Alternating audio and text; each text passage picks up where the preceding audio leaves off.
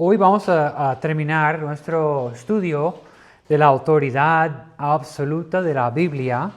Estamos en página 65, si no me equivoco, no hemos terminado capítulo 8 y vamos a estar estudiando Hechos 15. Como recuerdo que he mencionado leer Hechos 15, porque vamos a hablar de esto un poco, pero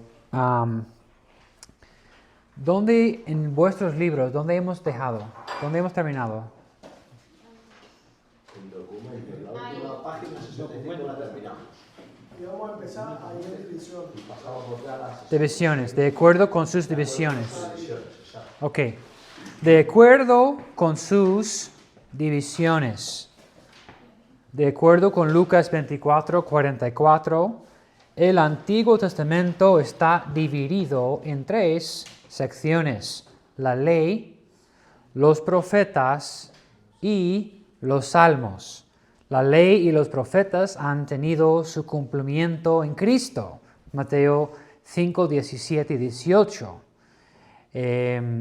Los cristianos neotestamentarios no están bajo la obligación de vivir bajo la ley de Moisés, aunque vienen unos judaizantes que quieren decir que la iglesia tiene que vivir bajo la ley y quieren imponer normas y reglas, cosas así. Pero no estamos bajo la gracia, no estamos bajo la ley. Sin embargo, se debe notar que los creyentes neotestamentarios son animados para que usen el libro de los Salmos en sus iglesias. 1 Corintios 14, 26, Efesios 5, 19 y Colosenses 3, 16. ¿Vale? Entonces, de acuerdo con sus divisiones. Ahora, de acuerdo con sus categorías. 1 Corintios 10, 32 declara que hay 3 grupos básicos de personas a los que se dirige la Biblia. Número 1, los judíos, obviamente. Número 2, los gentiles. Y número 3, las iglesias.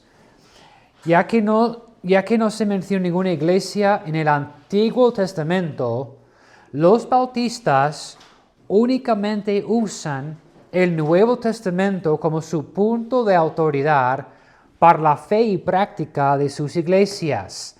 Este punto es súper importante, porque algunas iglesias, para justificar su forma de gobierno, su política, cogen versículos del Antiguo Testamento para justificar su forma de práctica de gobierno en la iglesia. Estamos diciendo aquí con esto que cuando hablamos de cómo nosotros organizamos la iglesia, la regla solo es el Nuevo Testamento, ¿vale?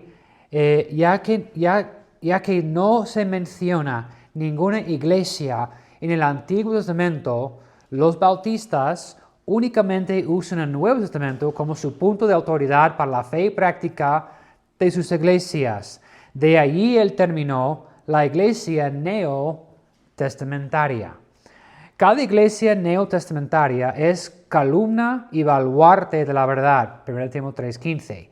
Esa verdad es una fe. La fe que ha sido una vez dada a los santos, definida por las Escrituras como las palabras que antes fueron dichas por los apóstoles de nuestro Señor Jesucristo.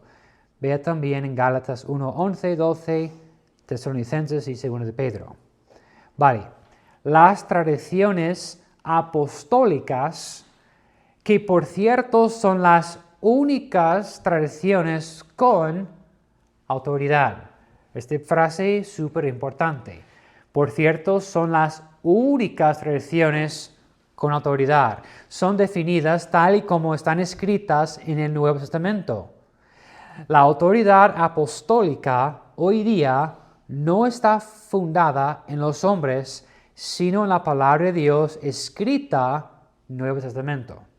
Vamos a hablar más de esto en un momento. En contraste, vamos a tirar otra piedra, ¿ok? Me perdonas.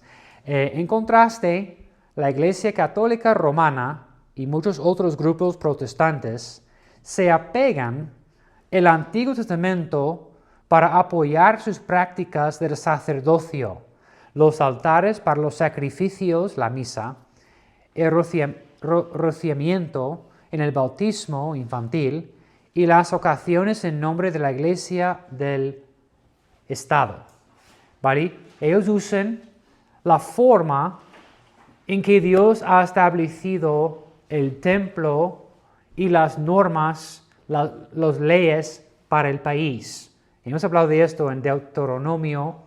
Hay una ley que dice cuando uno construye una casa, en el techo, que usaran el techo como terraza, que tú tendrías que poner una ¿cómo se llama? Malla, una protección, un muro, una pared en el techo para proteger a la gente. Eso fue una ley que Dios ha dado a la gente de Israel. Eso fue una ley nacional. Esta parte de la Biblia sí misma ha cancelado las leyes para el país de Israel, ya que no estamos bajo la ley, pero bajo la gracia. ¿Qué hacemos con este versículo? Lleva un principio. ¿Qué es el principio? Proteger tu casa, proteger a los demás. Piensa bien en lo que estás haciendo, ¿vale? Cosas así. El padre que ha construido la casa tenía que proteger su familia, proteger los abuelos que estaban cogiendo sol en el techo para que no podrían caer. Proteger a los demás es lo que está diciendo, ¿vale? Poner fronteras, líneas en tu casa. Chicos, de esa línea no cruzamos. Shanna hoy quería ir con su amiga al parque solos. Imagínate. Sí, chica, ¿qué estás pensando? Por favor, al parque sin ningún adulto. No, es que hermano de ella, de no sé qué. No. Hay una línea y esa línea jamás puedes cruzar. El peligro de estar solo en el parque, no, jamás. Hay una línea para proteger a mi familia. Líneas. Bueno, entonces, no sé cómo he llegado ahí, pero bueno. Con eso terminamos capítulo 8. ¿Ok? Ahora, capítulo 9 es bastante interesante. Ya vamos a hablar de la preservación de la Biblia. Eso es una doctrina. Eso es una creencia. ¿Vale? Nosotros creemos que Dios ha preservado su palabra. ¿Vale? Dios estaba por detrás preservando en cada paso durante la historia su palabra. ¿Ok? Dice, muchos cristianos declaran lo siguiente: yo creo en la inspiración divina, verbal, plenaria y sin error de las Sagradas Escrituras originales. De seguro es una declaración verdadera, pero no tenemos las Escrituras originales. En tu vida cristiana, de algunas personas vais a escuchar esto. Es que en los originales decía tal cosa. ¿Vale?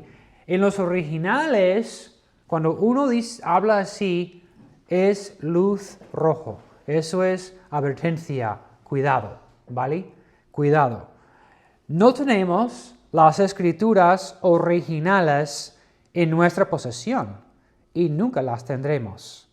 Por lo tanto, hacer la declaración sin ninguna calificación puede ser más bien algo dicho por conveniencia.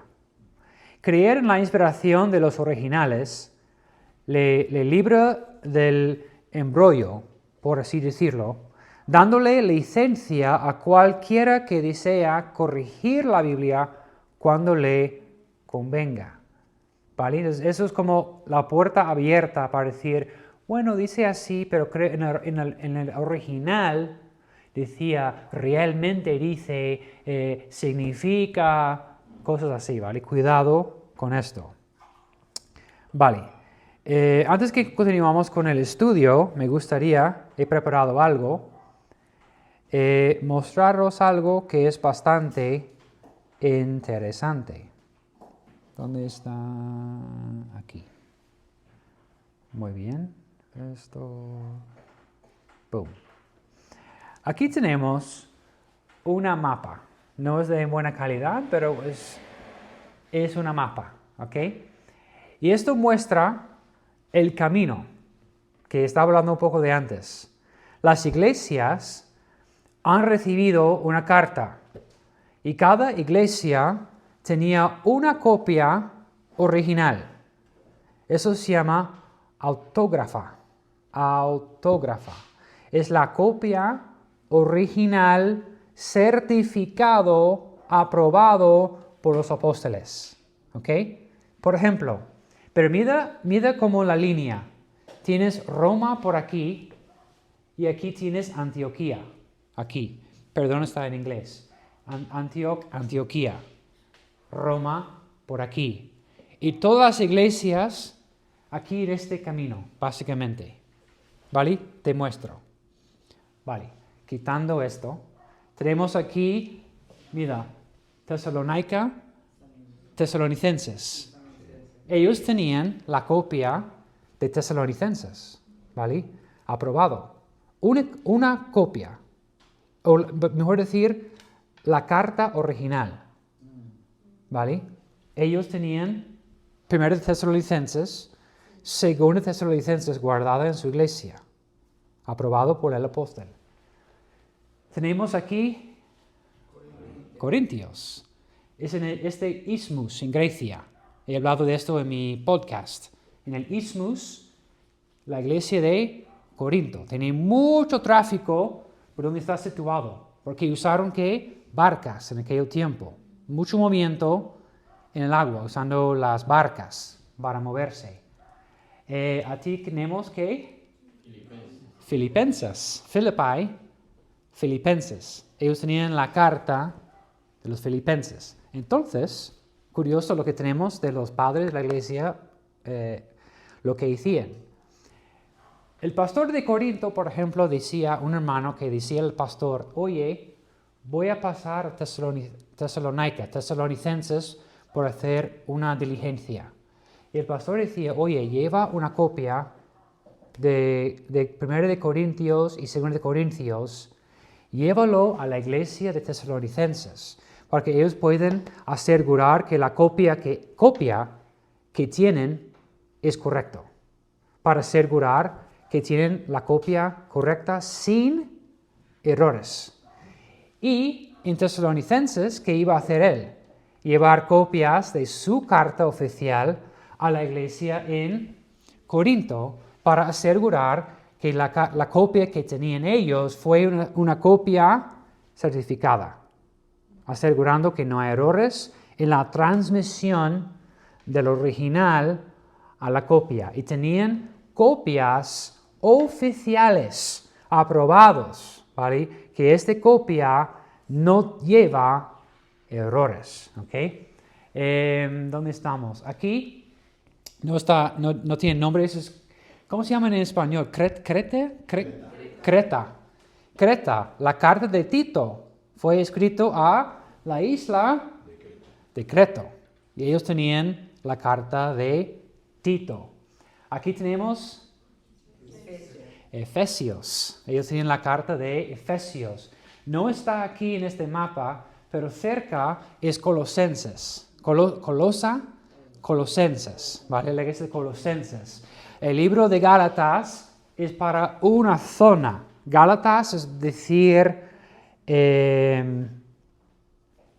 Galicia. Y en Galicia hay A Coruña, Santiago, Vigo, así.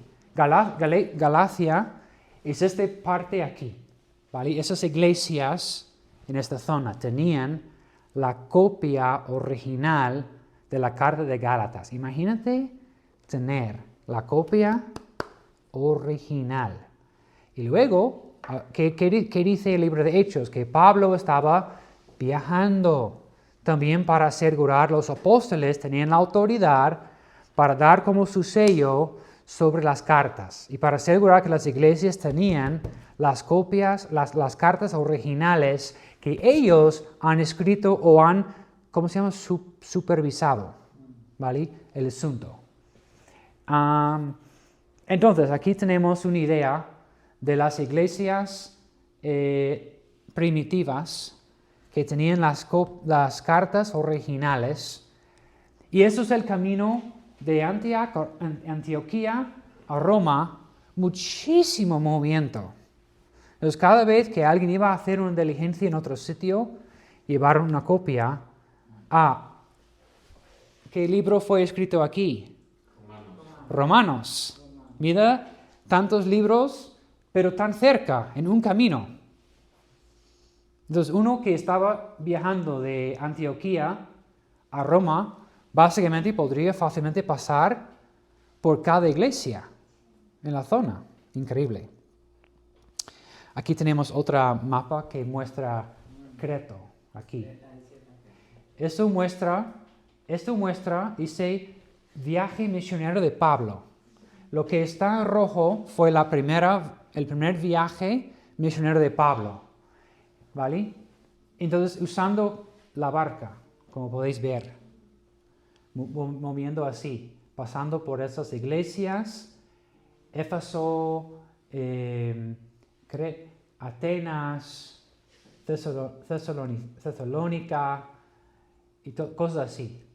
Pero curioso, como Dios tenía su mano en todo esto para proteger, preservar la palabra de Dios.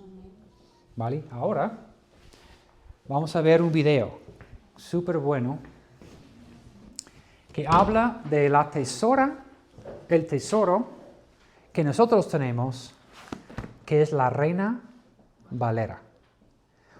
He visto un documental hoy, y eso es un documental de 10 minutos. Y madre mía, es impresionante. Todo lo que Dios ha hecho para asegurar que nosotros, en nuestro idioma, tenemos una copia fiel a la palabra de Dios. Antes que veamos el documental, quiero decir algo. Hay dos fuentes de manuscritos, ¿vale? Dos fuentes de manuscritos. Uno que se llama Textus Receptus. Quiere decir el texto recibido, asegurado, ¿vale? Eso es el fuente que tiene su origen en la iglesia primitiva. ¿Recuerdas? Estaban ellos asegurando cada copia. Eso es el texto recibido, que la iglesia tenía como su tesoro. Y han trabajado, pero con diligencia, para asegurar que tenían copias fieles. Eso es la fuente que han usado en la traducción de la Reina Valera. Y por eso es una copia preciosísima. La otra fuente, que eso es donde entra la controversia. El otro fuente de manuscritos, que son más viejos los que tenemos hoy en día, vienen de Alejandría.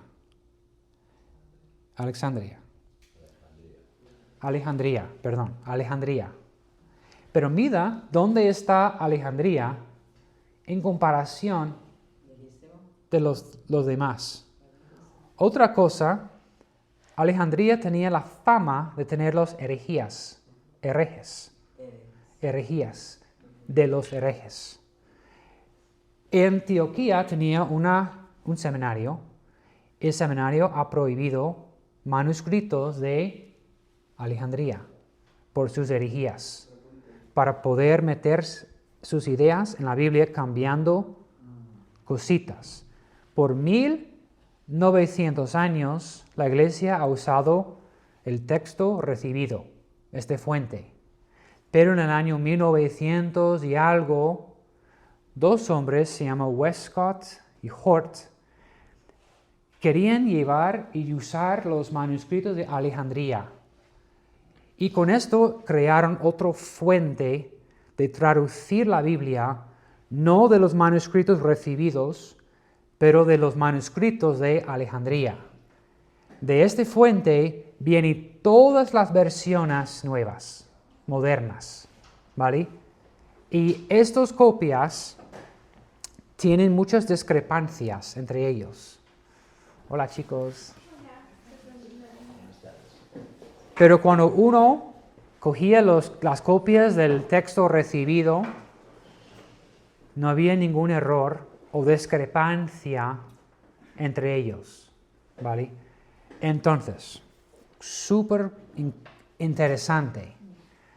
Cuando tú estudias el asunto del sufrimiento, del sacrificio, para asegurar que tú hoy en día tienes la Biblia perfecta, es impresionante.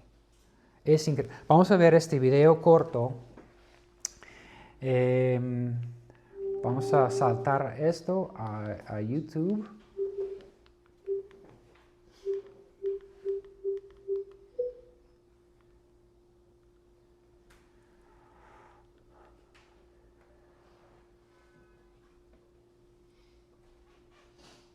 ...18 de mayo de 1900... Ok.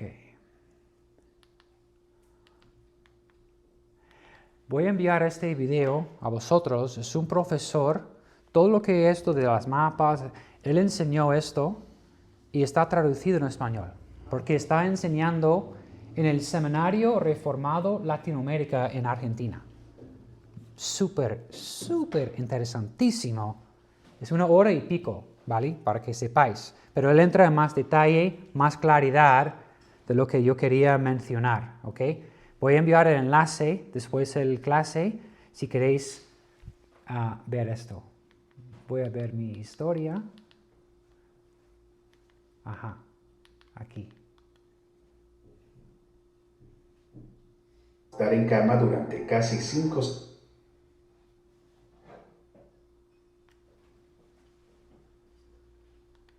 A mediados del siglo XVI, en el monasterio de San Isidro del Campo, en Sevilla, España, tuvo lugar un curioso episodio. Algunos monjes comenzaron a estudiar la Biblia y varios textos protestantes, y como consecuencia abrazaron la causa de la Reforma. Bienvenidos a este resumen de la vida de Casiodoro de Reina.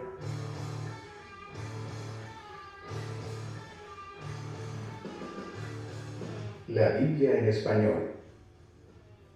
En el siglo XVI los españoles carecían de la traducción completa de las escrituras. Había algunas versiones en circulación, pero tenían poca difusión.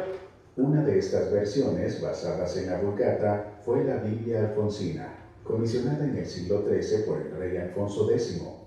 Otras versiones normalmente incorporaban solo ciertas porciones del Nuevo Testamento o de los Salmos y eran difíciles de entender. Aunque existían varias versiones, el pueblo no tenía acceso a ellas, pues aún no habían llegado a la imprenta. Poseer un ejemplar de las Escrituras era privilegio de ricos y eruditos. Además, aunque hubieran abundado las Biblias, el analfabetismo reinaba por doquier. Monje convertido. Casiodoro de Reina nació en Montemolín, España, en 1520. Siendo muy joven, ingresó como monje en el monasterio de San Isidro del Campo en Sevilla, que permanecía a la orden de los Jerónimos. La lectura de la Biblia y de los libros luteranos le llevó a él y a otros monjes, entre ellos Cipriano de Valera, a abrazar las ideas de la Reforma protestante que se estaban propagando por toda Europa. Pero la Inquisición fue alertada sobre estos monjes rebeldes, así que en 1557 Casiodoro y 12 frailes más tuvieron que darse prisa para abandonar España. No se sabe el medio de transporte ni la ruta, pero lograron llegar a la Ginebra de Calvino, en la que se refugiaban gran parte de los protestantes que huían de la persecución. Sin embargo, Casiodoro pronto se dio cuenta de que no quería quedarse allí mucho tiempo, debido a sus diferencias con Calvino. En 1559 decide dejar Ginebra y marcharse a Frankfurt, uniéndose allí a una iglesia de habla francesa. Perseguido en Inglaterra. Sin embargo, cuando Elizabeth I asciende al trono de Inglaterra, Casiodoro decide mudarse a Londres. Allí se encontró con otros que huían de la persecución en España.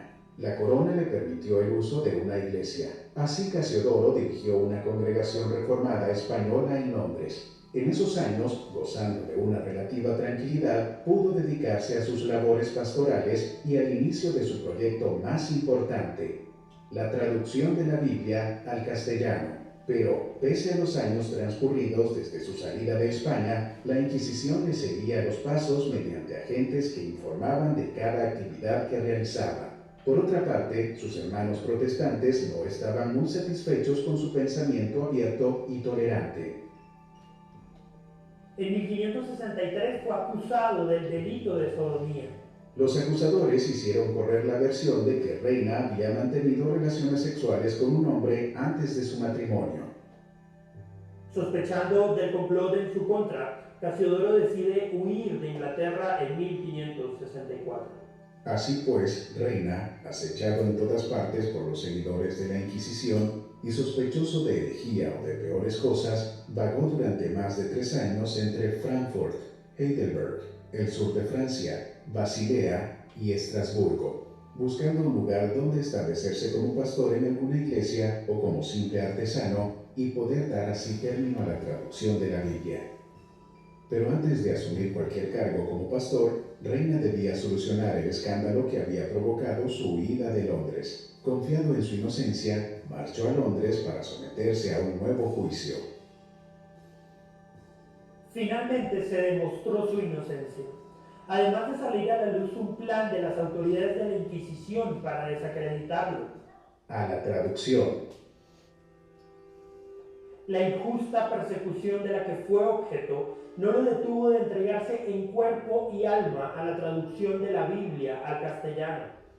Después de conseguir financiamiento para el proyecto, continuó la traducción. Casiodoro de Reina no usó la Vulgata latina como fuente, que era lo más común para estas traducciones. Para el Antiguo Testamento usó como base el texto masorético hebreo y para la traducción del Nuevo Testamento, Reina se basó en el Textus Receptus, el texto griego editado y publicado por Erasmo de Rotterdam, el mismo que usó Lutero en la traducción de la Biblia al alemán. No fue una tarea fácil. Durante el transcurso de 12 años, tuvo que afrontar grandes retos. Reina enfermó gravemente al punto de estar en cama durante casi 5 semanas. El impresor original falleció dejando el trabajo inconcluso y la Iglesia Católica Romana le amenazaba constantemente haciendo todo lo posible para que ese temido libro no entrara en España. Pero a pesar de estos inconvenientes, el 24 de junio de 1569, la obra culminó con la impresión de 2.600 ejemplares. La llamaron la Biblia del Oso, llamada así por la ilustración en su portada de un oso que intenta alcanzar un panal de miel colgado en un árbol. Se colocó esta ilustración, logotipo del impresor bávaro Matías Apiarus, para evitar el uso de íconos religiosos, ya que en aquel tiempo estaba prohibida cualquier traducción de la Biblia a lenguas vernáculas. En el año de 1585, las tropas españolas tomaron la ciudad de Amberes y obligaron a los protestantes a abandonar la ciudad. Ante tal situación, Reina viajó a Frankfurt, pero allí no se le concedió el permiso para ejercer como pastor y por tanto se vio obligado a trabajar comerciando con telas y sedas. En 1593 fue oficialmente nombrado pastor de la iglesia de Frankfurt. Pero su labor pastoral no duraría mucho tiempo, puesto que 8 meses después, en marzo de 1594, falleció. Su legado. A pesar del gran esfuerzo de Casiodoro de Reina, su versión no se extendió por los territorios de habla hispana, en gran medida por las políticas de extrema vigilancia de las autoridades de la Inquisición. De hecho, fue tan efectiva la vigilancia que esta importante obra permaneció en el olvido durante el siglo XVII y XVIII. En 1602, Cipriano de Valera publicó una segunda edición actualizada. A través del tiempo, esta versión llegó a ser conocida como la Biblia del Cántaro o Reina Valera. La versión Reina Valera tuvo un renacer con la expansión del protestantismo en América Latina y en España a partir del siglo XIX. En 1862 fue publicada por la imprenta de la Universidad de Oxford. La Sociedad Bíblica Americana patrocinó una revisión de la Biblia en español en 1907. Conjuntamente, la Sociedad Bíblica Americana y la Sociedad Bíblica Británica y extranjera decidieron emprender otra revisión, que encargaron a un comité, el cual comenzó a reunirse en 1909 y publicó su versión revisada en 1923, la que se conoce como Reina Valera 1909, por el año en que comenzó el trabajo. Posteriormente, las Sociedades Bíblicas Unidas revisaron la Reina Valera en 1960, 1995 y 2011. Hoy en día la Biblia Reina Valera, especialmente la versión de 1960, se ha convertido en la versión preferida de las iglesias protestantes en Latinoamérica, España y los Estados Unidos. Pero no olvidemos a quién Dios usó para este fin. Casiodoro de Reina fue capaz, en solo 10 años, por su propia cuenta y en medio de un ambiente hostil, de producir una versión de la Biblia que es todo un hito de la literatura hispana. Aparte de la traducción de la Biblia, nos dejó otro legado importante: su espíritu pacificador y comprensivo. Se opuso a la violencia como una forma de defender la fe. Abogó por el hecho de que los anabaptistas fueran tratados como hermanos, y siempre fue un defensor de la unidad entre los protestantes. Sin ninguna duda, Casiodoro de Reina fue un hombre adelantado a su tiempo. ¿Y tú? ¿Conocías la historia de la versión de la Biblia que tal vez más has leído en toda tu vida? ¿Le das gracias a Dios por poder leer su palabra en tu idioma? Déjanos tus comentarios y suscríbete a nuestro canal para ver más contenido como este.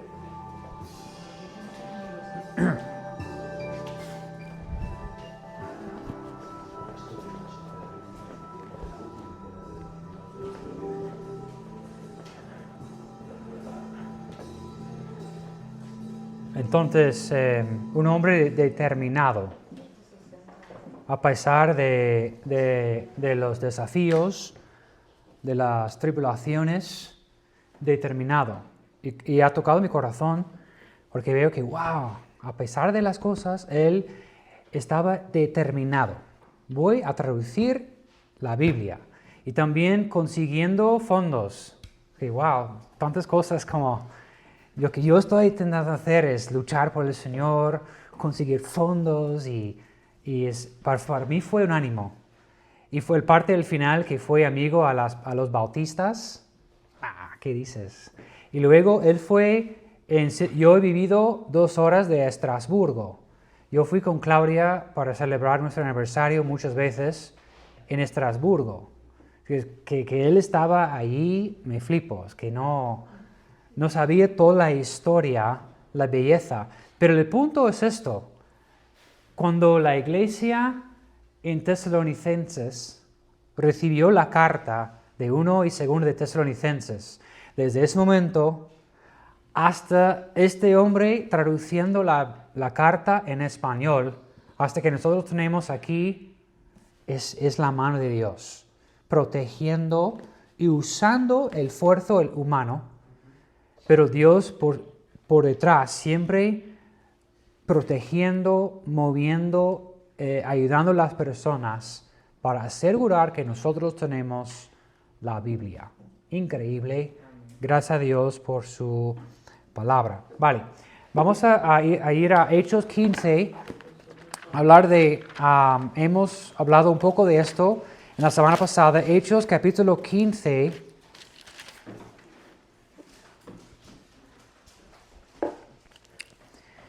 Y aquí habla de el concilio de Jerusalén. Me encanta este capítulo, es súper interesante y quiero tocar esto otra vez. Hermano Isaac ha enseñado los distintivos bautistas y uno de estos es la autonomía de la iglesia local. Entonces, él ha enseñado esto, pero quiero una vez más reforzar esta creencia, esta enseñanza, y a lo mejor hay alguien que no estaba en el clase con hermano Isaac. Pero bueno, el concilio en la iglesia en Jerusalén. Vamos a leer Hechos 15, vamos a empezar en versículo 1. Aquí la Biblia dice: entonces algunos que venían de Judea enseñaban a los hermanos, si no os circuncidáis conforme al rito de Moisés, no podéis ser salvos. ¡Qué fuerte! La circuncisión fue un símbolo que ellos estaban bajo el pacto del Antiguo Testamento, ¿vale? Algo físico para mostrar que tú estás o tú has entrado en el pacto del Antiguo Testamento. Entonces, aquí estamos en el Nuevo Testamento. Tenemos las iglesias que han plantado los apóstoles, ya tienen pastores que han preparado hombres para ser pastores en estas iglesias, tienen sus diáconos, sus miembros, pero ya hay un problema, que la iglesia consistía de ¿quién? Judíos y gente que antes eran paganos. Entonces, esta mezcla fue brutal. La gente de Judía, con su trasfondo en judaísmo, severo, estricto, a la letra de la ley. ¡Boom! Una severidad. Y luego, los paganos, ¿vale? Y su forma de hacer las cosas en la iglesia fue muy diferente, ¿vale? Entonces, había un conflicto. Y ahora, dice el versículo 1, dice, venían de Judea y enseñaban a los hermanos, si no os circuncidáis conforme al rito de Moisés, no podéis ser salvos. Está hablando a quién? Los gentiles. Que si no tienes la circuncisión, no puedes ser salvo. Súper fuerte. Ya estamos tocando una columna de la iglesia. Lo más importante, podemos debatir el bautismo. El bautismo no te salva. Podemos hacer debate de otras cosas, pero la salvación, no. Eso es súper fundamental. Entonces aquí tenía en la iglesia un problema bastante fuerte. Versículo 2, como Pablo y Bernabé tuviesen una discusión y contienda no pequeña con ellos, se dispuso que subiesen Pablo y Bernabé a Jerusalén, y algunos otros de ellos a los apóstoles, a los ancianos, para tratar esta cuestión. Yo doy gracias a Dios leyendo esto, que nuestra iglesia no es la única iglesia que ha tenido una discusión.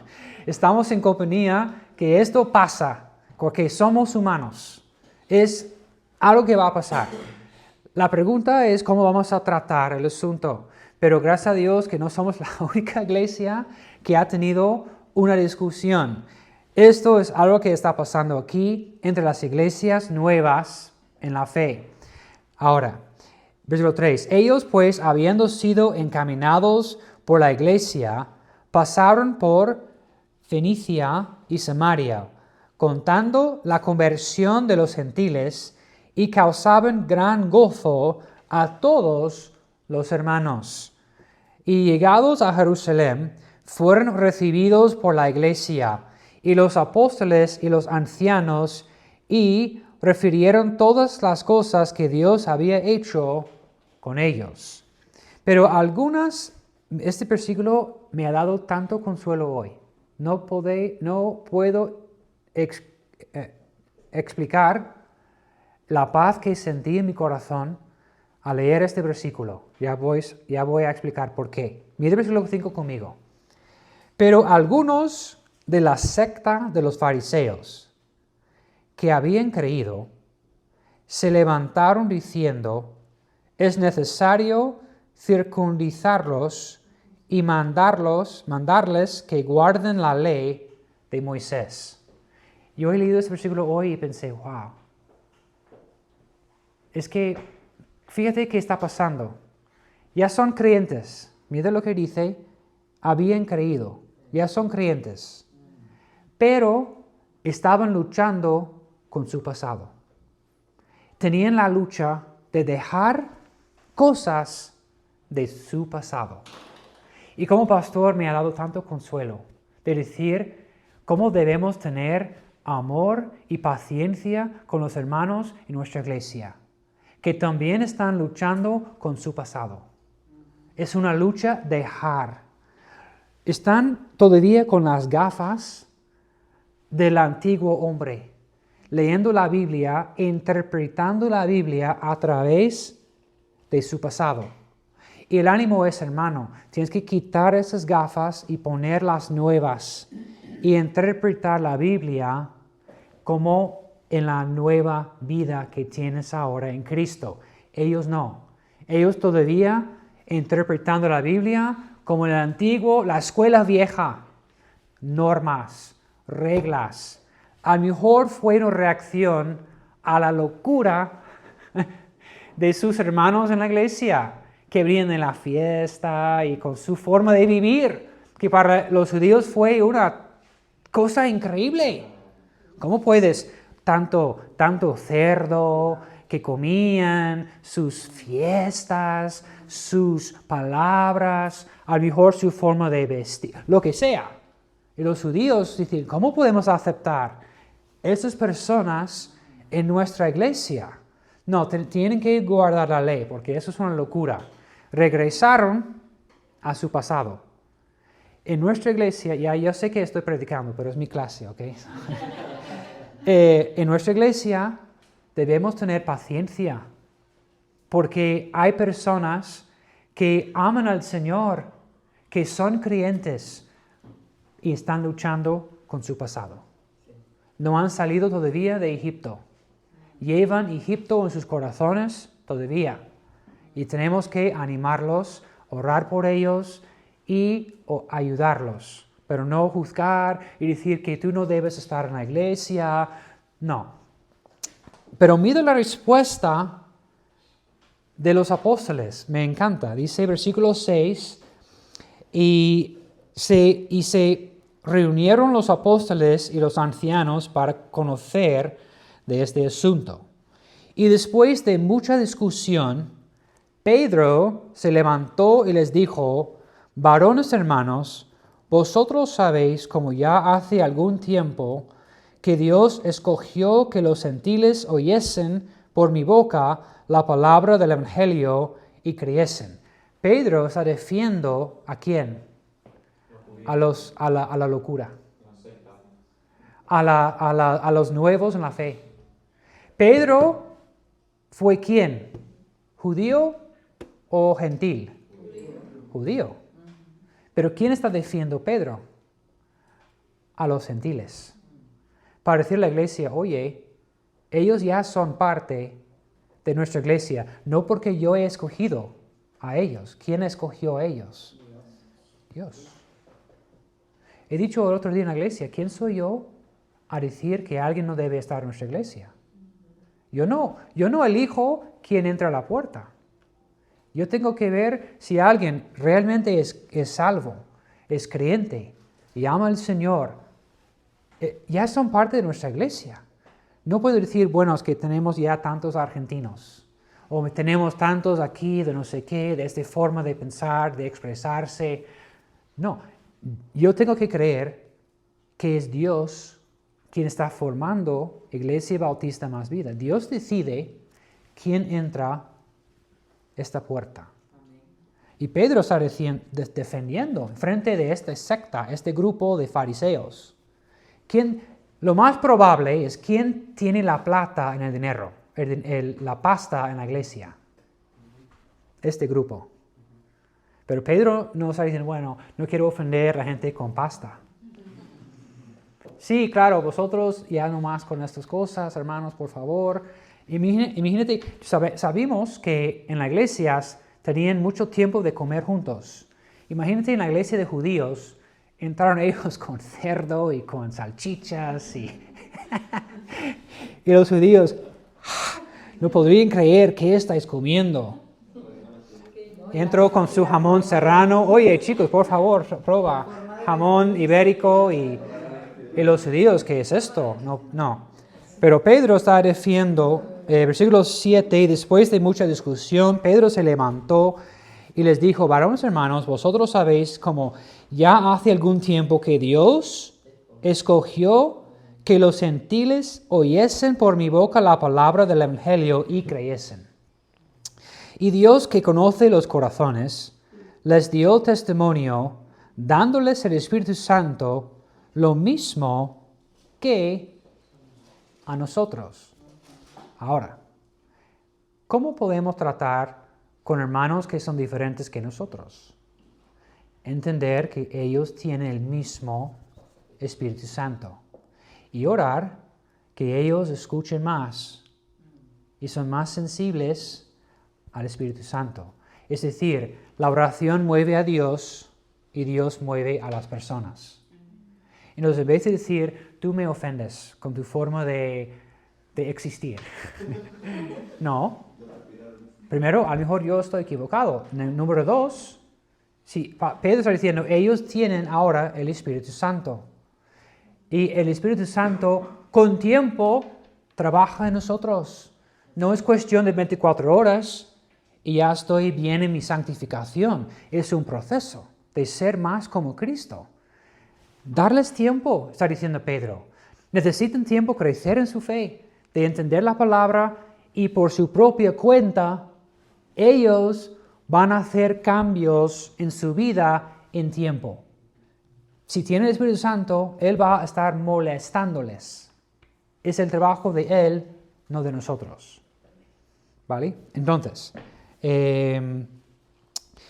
versículo 8, que Dios conoce los corazones. Les dio testimonio, dándoles el Espíritu Santo lo mismo que a nosotros. Y mira el versículo 9, qué poderoso.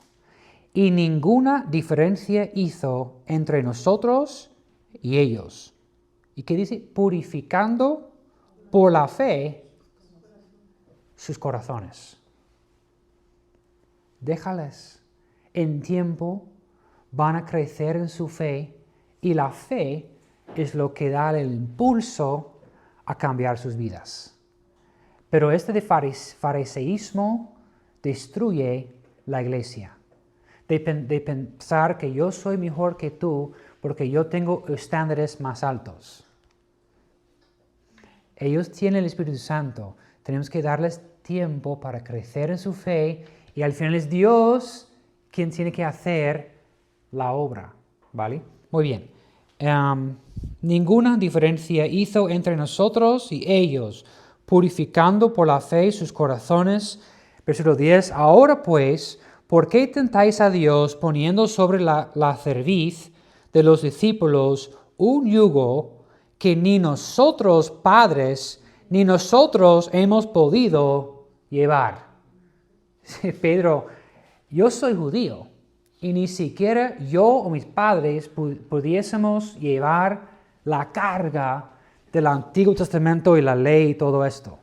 El propósito de la ley es mostrarte que tú necesitas un Salvador. Por eso, Gálatas usa la palabra de la persona que ha pasado por el barrio para llevar los hijos al colegio.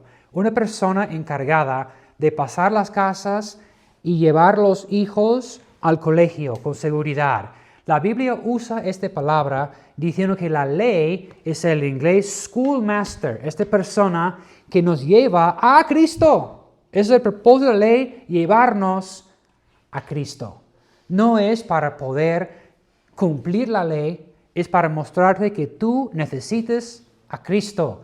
Y en el nuevo pacto tengo la gracia y la fe que me da un corazón nuevo. Y con amor y con ánimo estoy sirviendo al Señor. No para ganar su favor, ya tengo su favor, es porque ya tengo todo su amor, puedo servir con gozo.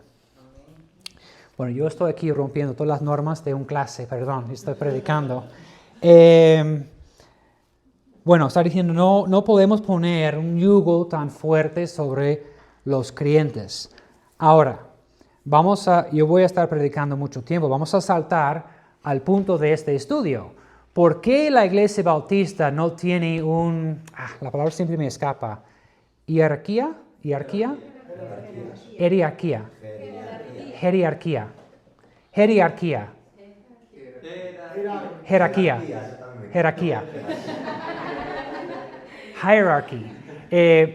No hay una oficina que tiene autoridad sobre la Iglesia Bautista Más Vida.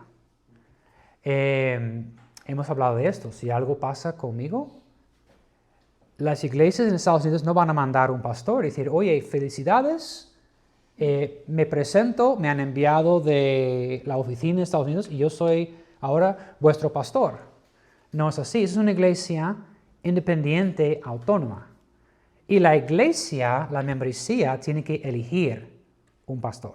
Y hay un proceso que la Biblia en sí misma nos ha dado para hacer este proceso de elegir un pastor. Es una iglesia autónoma, porque nosotros creemos en la autonomía de la iglesia. Tampoco no hay una oficina que decide qué vamos a creer. No decide para nosotros cómo vamos a organizar la iglesia respecto al gobierno. Vais a tener esta oficina, esta posición. Tampoco van a resolver nuestras finanzas. Es una iglesia autónoma, pero no existe en cada denominación. En otros hay oficinas.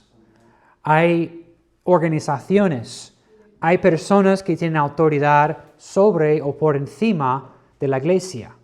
Y cuando la iglesia no tiene pastor, mandan uno. Y es que decir, en el seminario, cuando ya has graduado, dicen, bueno, felicidades, tú vas a ser pastor en Edimburgo, ¿vale? O Vigo, o lo que sea.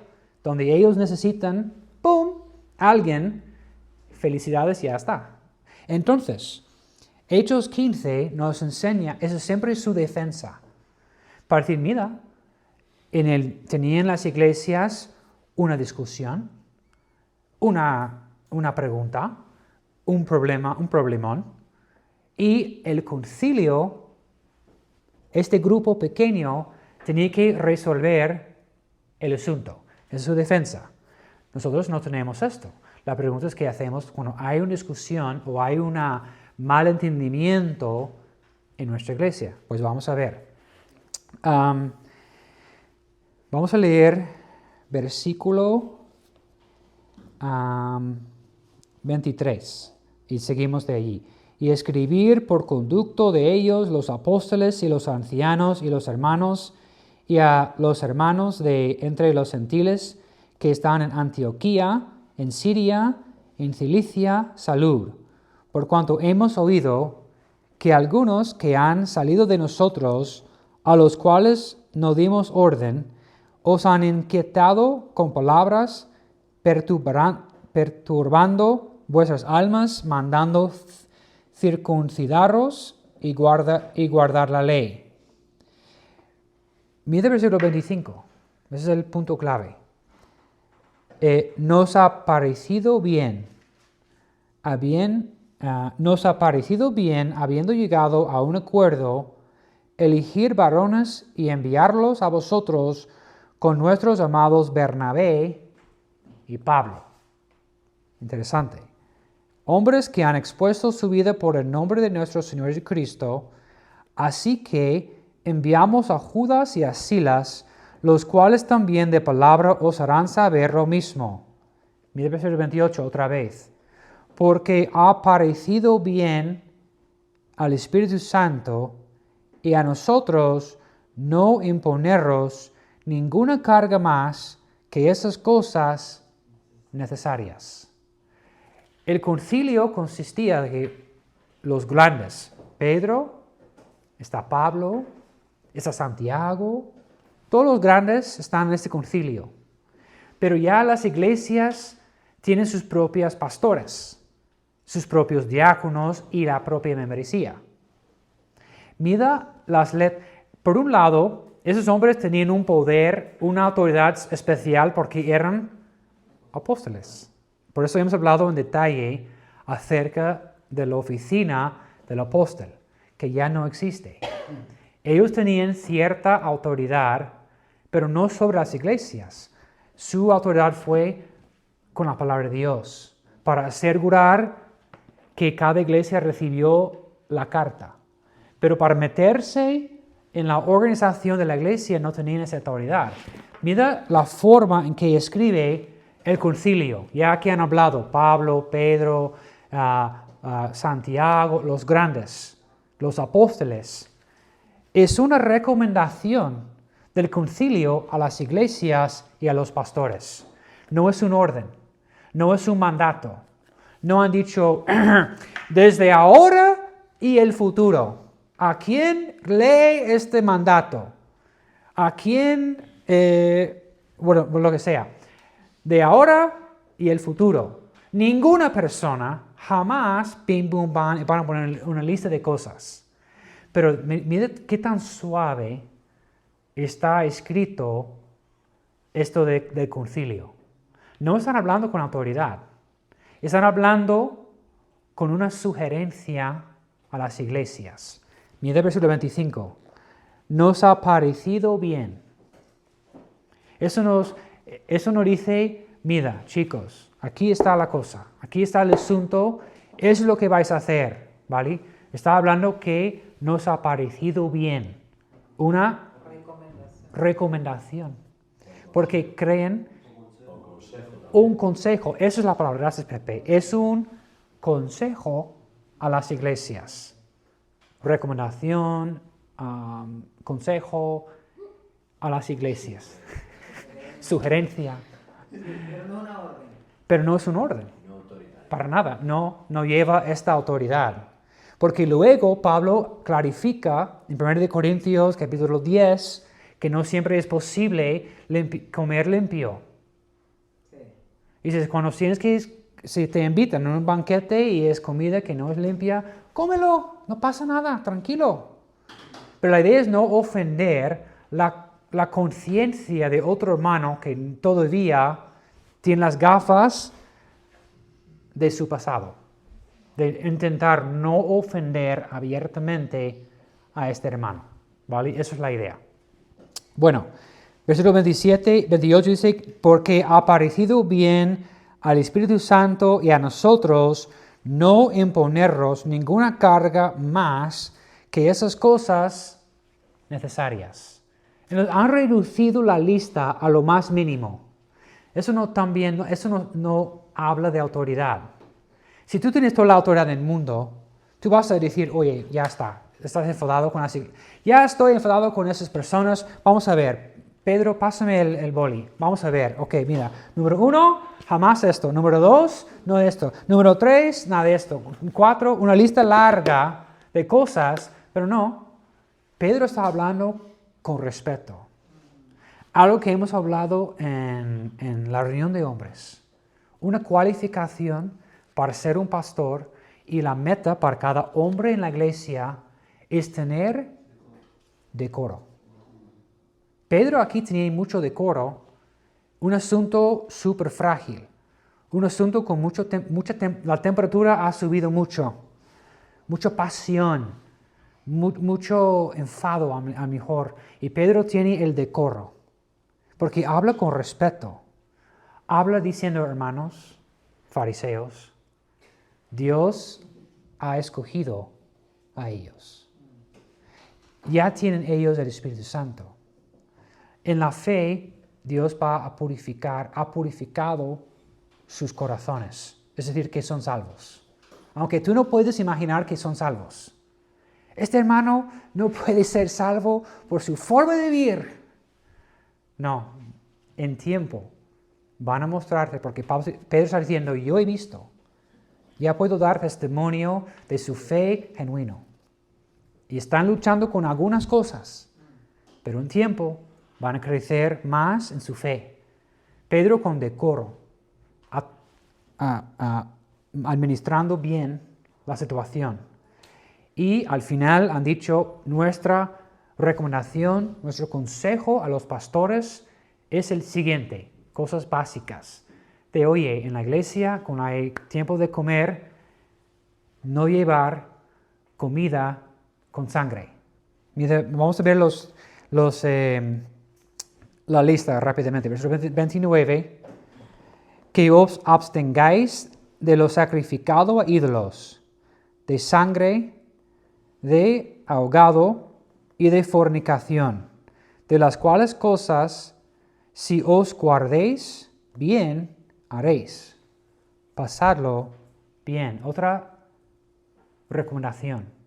Está diciendo, si os guardéis bien, haréis. No es una garantía que lo van a hacer. Por eso es un consejo. Si sigues el consejo de concilio de los apóstoles que han sido enseñados por Jesucristo mismo, si sigues las instrucciones, si tomes el consejo en serio, bien. Entonces, por eso, esa es una iglesia autónoma. Y tenemos nosotros la gran responsabilidad de escudriñar la palabra de Dios y amar al Señor y tomar en serio la responsabilidad que nosotros tenemos como miembros de una iglesia. No tenemos alguien en Estados Unidos o alguien en Madrid o en Galicia o en País Vasco que va a hacer las cosas para nosotros. Nosotros tenemos que trabajar en la iglesia, enseñar, aprender, servir, todo aquello nosotros. Es una iglesia autónoma. Bueno, ya lo siento por ese sermón, pero eso es lo que estaba en mi corazón para compartir. Y tenemos que terminar, ¿ok? Vamos a orar. Gracias, Señor, por este momento, tiempo. Gracias, Señor, que en mis manos tengo una copia fiel de tu palabra, Señor. Gracias por el sacrificio de los hermanos a través de los siglos para trabajar, para traducir, para copiar y todas esas cosas, Señor, para tu gloria. Gracias, Señor, por esta iglesia autónoma que tenemos, Señor. La responsabilidad que tú me has dado, Señor, como creyente para servir, pero el privilegio, Señor, de estar sirviendo en tu iglesia, Señor, glorificándote en todo lo que hacemos, Señor. Ayúdanos, Señor, seguir esos consejos, Señor, de entender que algunos hermanos en la iglesia, Señor, tienen el Espíritu Santo y están luchando con su pasado y lo que necesitan no es estar juzgado, pero un abrazo, pero palabras de consejo, palabras de ánimo, mejor decir, Señor. Ayúdanos a tener este corazón, Señor, como Pedro. Ayúdanos a tener paciencia. Y, Señor, ayúdanos a todos a entender que somos salvos por gracia. No merezco nada. Y estoy agradecido, Señor, por todo lo que tengo. En el nombre de Jesús, amén y amén.